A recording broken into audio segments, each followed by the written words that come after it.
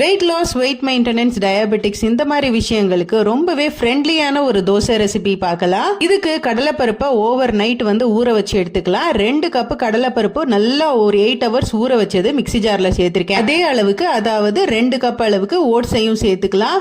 கூடவே கட் பண்ணி வச்சிருக்கிற ஒரு பெரிய வெங்காயம், 1 ஸ்பூன் அளவுக்கு பெருஞ்சீரகம், கொஞ்சமா இஞ்சி பூண்டு, தேவையான அளவுக்கு உப்பு, கொஞ்சமா மிளகா பொடி, இதெல்லாம் சேர்த்து கொஞ்சம் தண்ணி விட்டு நல்லா கிரைண்ட் பண்ணி எடுத்துக்கலாம். அரைக்கும் போது நிறைய தண்ணி விட்டுறாதீங்க, கொஞ்சமா தண்ணி விட்டு நல்ல ஒரு அடமாவு கன்சிஸ்டன்சிக்கு அரைச்சி எடுத்துக்கலாம். இப்ப பாத்தீங்கன்னாலே தெரியும், ஓரளவுக்கு திக்கா தான் இருக்கும். இப்போ இந்த தோசை மாவு ரெடி ஆயிடுச்சு. இப்போ தோசைக்கல்ல நல்லா ஹீட் பண்ணிட்டு கொஞ்சம் தண்ணி தெளிச்சு நல்லா கிரீஸ் பண்ணி எடுத்துக்கோங்க.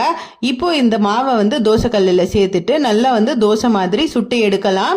இந்த ஓட்ஸ் அண்ட் கடலைப்பருப்பு தோசை சூப்பராக ரெடி ஆயிடுச்சு. இதுல கொஞ்சமா நெய் சேர்த்துக்கிட்டீங்கன்னா இதோடைய டேஸ்ட் ரொம்ப ரொம்ப நல்லா இருக்கும். ரொம்ப ரொம்ப ஃபிளேவர்ஃபுல்லான இந்த தோசையை சின்ன பசங்க பெரியவங்க யார் வேணா சாப்பிடலாம். இதை சாப்பிட்டு பார்த்தாங்க அப்படின்னா யாருமே இதுக்கு நோ சொல்ல மாட்டாங்க. டெஃபினட்டா இது எல்லாருக்குமே ரொம்ப ரொம்ப பிடிக்கும். சின்ன பசங்களுக்கு லஞ்ச் பாக்ஸ்க்கு கூட இதை நம்ம கொடுத்து விடலாம். ரொம்ப ஹெல்த் கான்சியஸா இருக்கிறவங்க நெய்யை அவாய்ட் பண்ணிட்டு இதை கண்டிப்பா ட்ரை பண்ணி பாருங்க.